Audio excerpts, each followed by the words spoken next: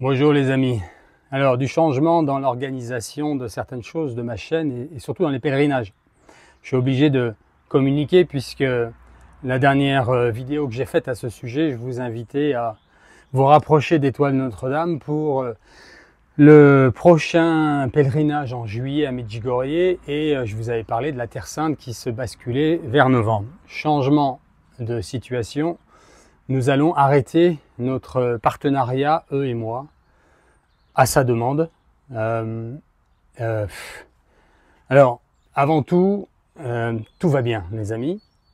Et je vous invite fortement à continuer à travailler avec eux.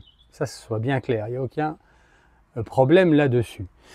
Mais je dois vous le dire, la raison pour laquelle on ne veut plus travailler avec moi, enfin cette agence, c'est parce que c'est à cause de mes propos sur le pape François en l'accusant d'hérétique, en mettant en exergue ses hérésies tout simplement. Voilà. Ceci dit, il n'y a rien d'autre.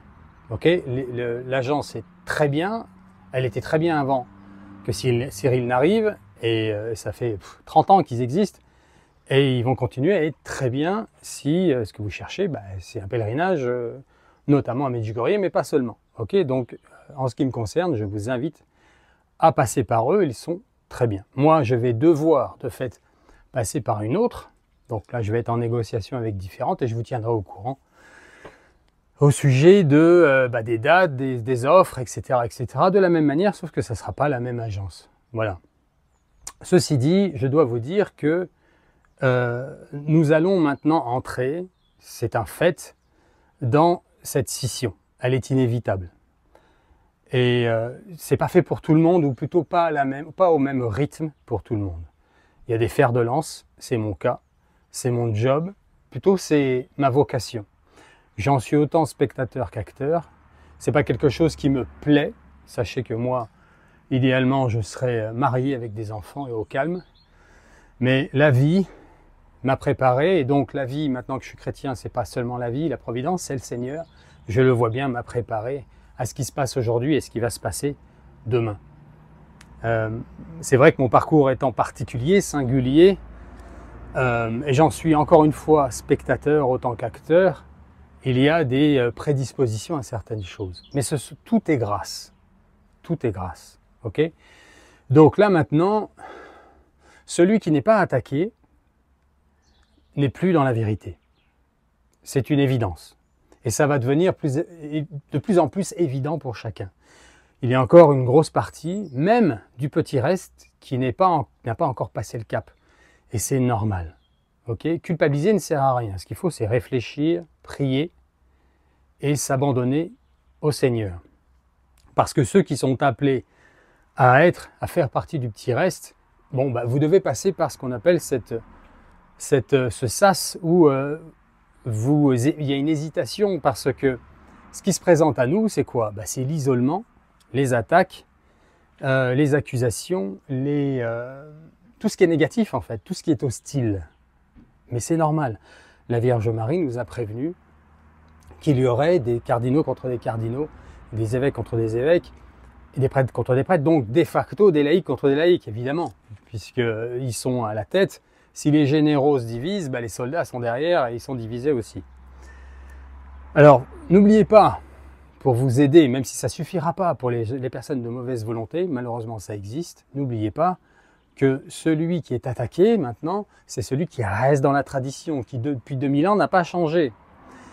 Celui qui va nous attaquer, ou ceux qui vont nous attaquer, ce sont ceux qui vont vouloir, in fine, quand ils en seront conscients, déformer ou changer la doctrine de la foi catholique. Pour l'instant, il y a encore des gens, et c'est le cas de l'agence avec qui on va se séparer, qui ne le font pas consciemment. Il y a beaucoup de gens qui ont la tête dans le guidon, dans le travail, et n'ont pas le temps de regarder et d'écouter tout ce qui se passe dans l'église. Alors on ne peut pas leur en vouloir d'ailleurs. Donc vous avez encore affaire, et ça a été longtemps mon cas, vraiment, à des personnes qui disent « Ah non, mais moi je suis le pape, peu importe ce qu'il dit ». Mais ils n'écoutent pas ce qu'il dit. Ok, ils bossent, ils font leur vie, ils s'occupent de leur famille, et accessoirement, quand ils entendent un truc, ils disent « Oui, mais c'est le pape, donc on l'écoute ». Ok, en fait, ils ne s'occupent pas du tout de ce qui se passe, ils n'en ont aucune idée. Encore une fois, on ne peut pas leur en vouloir. De toute façon, celui qui est devant, celui qui est dans la vérité, ne peut pas ni se moquer, ni attaquer ceux qui, eux, pour le coup, vont nous attaquer et vont se moquer, vont faire qu'on va être isolé. Mais nous, notre job, c'est pas, c'est de souffrir en silence, enfin en silence.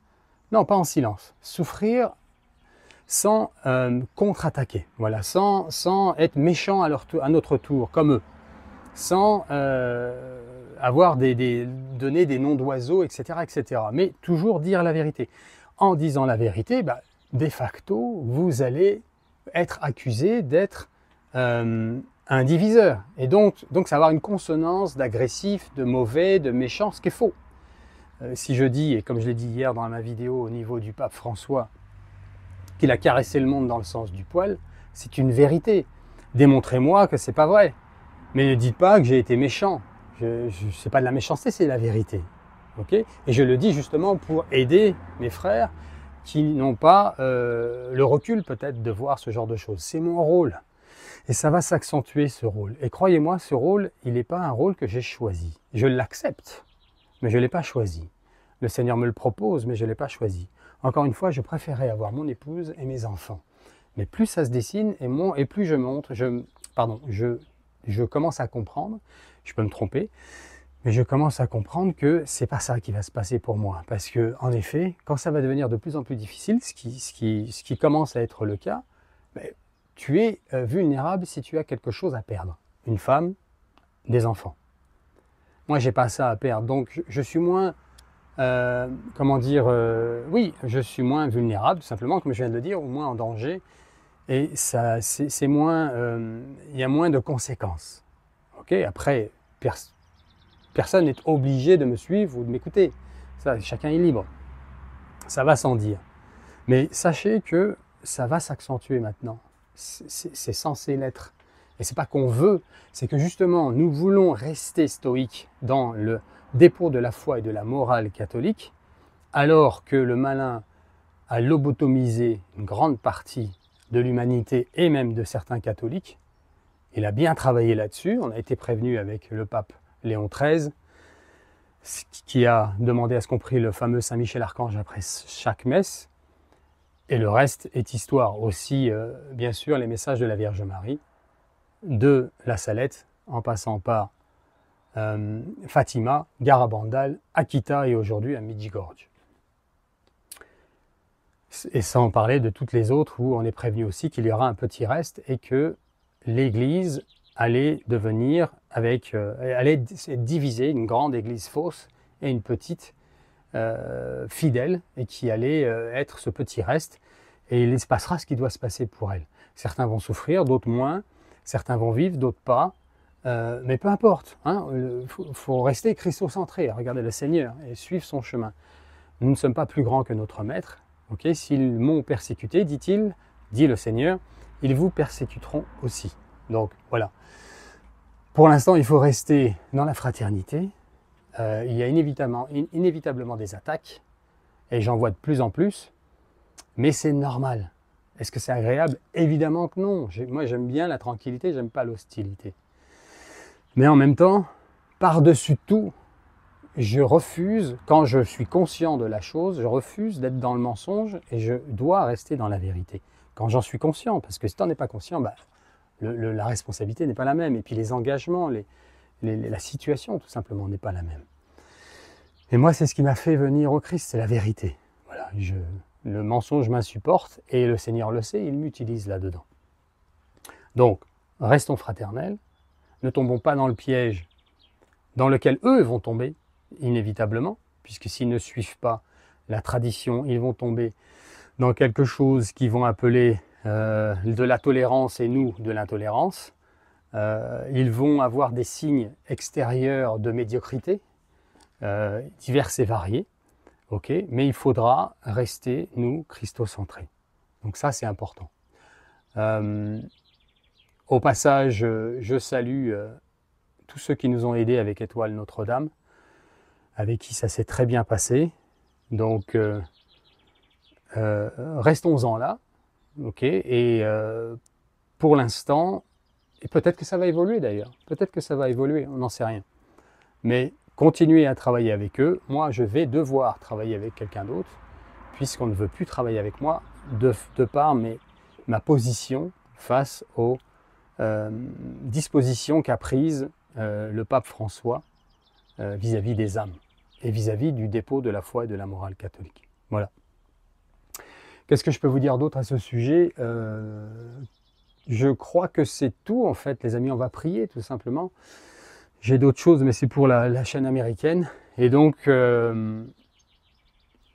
voilà, fiat. Il faut rester avec le Seigneur. Ça va devenir difficile et il ne faut pas perdre l'équilibre. Il faut pas. Moi, je sais que je peux m'emporter, mais si vraiment je vais trop loin, bon, j'ai pas peur de demander pardon à quelqu'un que j'ai offensé, mais je m'installe pas dans le jugement ou dans la méchanceté envers mes frères. Ça, c'est une grâce, hein, d'ailleurs. Je ne dis pas ça pour me mettre en avant, c'est vraiment une grâce. Ça m'ennuie, je ne me perds pas de temps avec ça, en fait. Je ne perds pas de temps avec... je sais trop mon péché, je sais trop ma laideur et ma couardness, je ne sais pas si on dit ça en français, non, ma couardise, à travers le temps, que comment puis-je, moi, perdre mon temps à accuser mon frère en dehors d'un moment d'égarement, de colère, voilà, qui est humain. C'est une émotion pour le coup. Mais quand je suis objectif, quand je reprends, quand je me recentre, j'ai la grâce de ne pas me perdre là-dedans et encore une fois, si j'ai blessé, dans ce cas-là, bah, le mal, il peut rester. Hein. Vous connaissez tous l'adage du pot qui est cassé, on peut le recoller, mais il y a encore les marques des fêlures. Hein. C'est vrai, et c'est la vie, écoutez. Vous ne pourrez pas aller jusqu'au bout de cette vie sans avoir blessé quelqu'un, sans avoir, ne serait-ce que le Seigneur. Et donc il faut accepter ça et le meilleur qu'on puisse faire c'est demander pardon, hein, c'est un minimum, parce que si on a été assez courageux pour faire du mal, il faut être aussi courageux pour demander pardon. C'est ce qu'on fait à la confession vis-à-vis du Seigneur. On est courageux pour pécher, donc il faut être courageux pour demander pardon. Voilà les amis. Donc prions et que la volonté du Seigneur soit faite. Ok, on va prier pour le conclave, quoi qu'il arrive. Au nom du Père, du Fils et du Saint-Esprit. Amen. Je vous salue Marie, pleine de grâce, le Seigneur est avec vous. Vous êtes bénie entre toutes les femmes et Jésus, le fruit de vos entrailles, est béni. Sainte Marie, Mère de Dieu, priez pour nous pauvres pécheurs, maintenant et à l'heure de notre mort. Amen. Ô Marie conçue sans péché, priez pour nous qui avons recours à vous. Notre-Dame de la paix, priez pour nous. Notre-Dame de la paix, priez pour nous. Au nom du Père, du Fils et du Saint-Esprit. Amen. Soyez bénis de Dieu, les amis.